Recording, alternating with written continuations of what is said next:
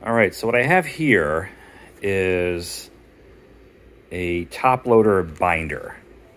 And this I picked up on Amazon. It was one of those lightning deals that popped up. It was $19.99, which I thought was very reasonable for the amount of cards that you could store in here. There's, I think, 18 or so of these, 18 pocket pages, and therefore you could fit, easily over 300 top loaders in here. And what kind of prompted me into picking this up is that, my son, I've mentioned this, really into cards now.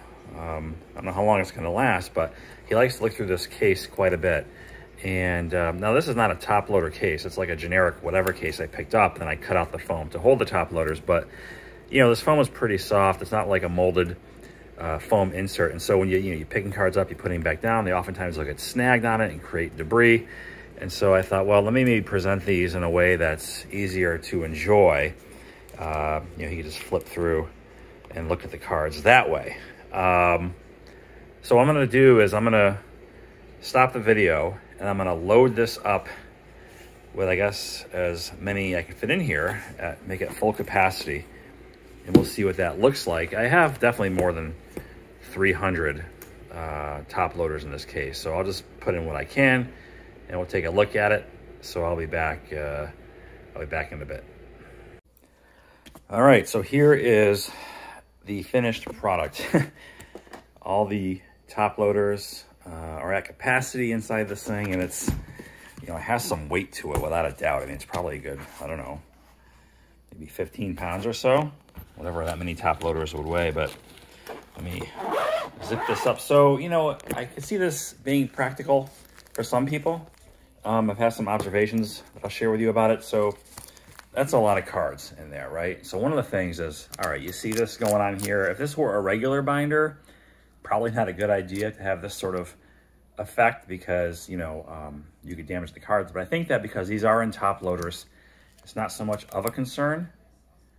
Even the amount of weight there, I don't know. But one thing I noticed is that because of the way I have my top loaders, I have the card inside of a sleeve, inside of a top loader, inside of a perfect fit top loader sleeve, okay? And so then by the time you slide it into this sleeve, the image is diffused quite a bit, meaning it's not as vibrant, obviously, as looking at the card just in the absence of any sort of protection.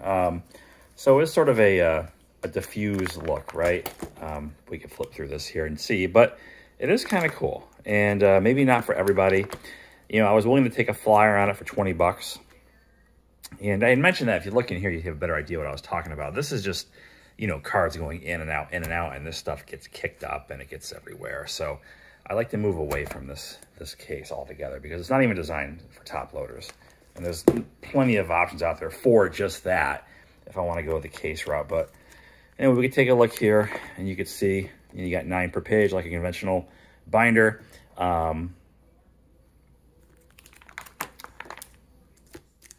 Yeah, and you can see, the weight here. And again, I don't see that they're not flexing, so I don't know if it's much of a concern. If anything, I think just the fact that the cards lose a lot of their vibrancy, hiding behind multiple layers of protection. But, and some of these actually, I intend to kind of go through and scrutinize a little more that I might want to send off to get graded.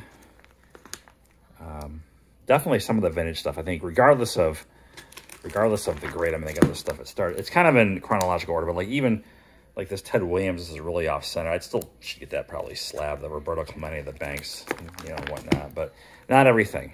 Some stuff just isn't worth, like this Brett rookie might be a 6. I don't know if that's worth getting graded. Had that for years. Story behind that. Save for a later time. Yeah, so I'll link down below. I think the manufacturer was, I don't know, some Chinese, whatever, Rayval, I don't know. But again, it was a lightning deal for $20. I think it retails for $40. And there are many other ones on Amazon that hold less cards and actually sell for more. In fact, I did pick up one for my son. I got him the 4-pocket one from Ultra Pro. So it's a legit, you know, manufacturer, and that one's on the way. Because I feel like that's more manageable for someone like him versus saying having a fully loaded, you know, binder like this, which is just too big and heavy, I think, for him to. But he certainly could, you know, flip through this and, you know, look at the cards as opposed to just kind of like taking them out, shoving them back in that case back there.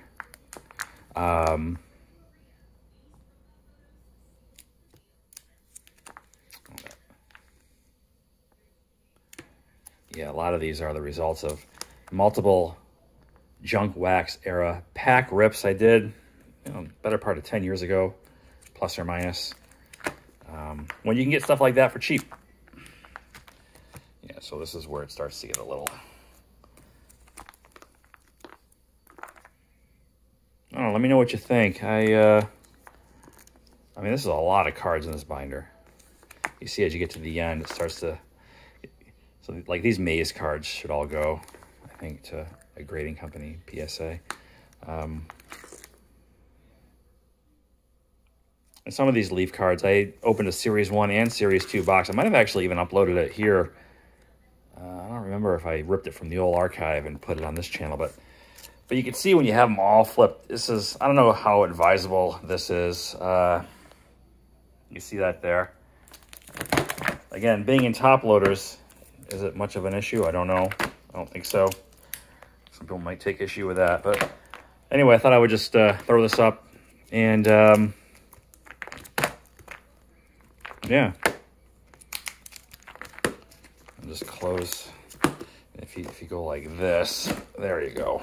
You can see it's a lot of pages, but it does close. It does close. So this is the Toploader binder. Again, I'll link it down below if you want to check it out. I'm not sure if that deal is still going on, but if this sort of thing interests you, yeah, just FYI. As always, thanks for watching.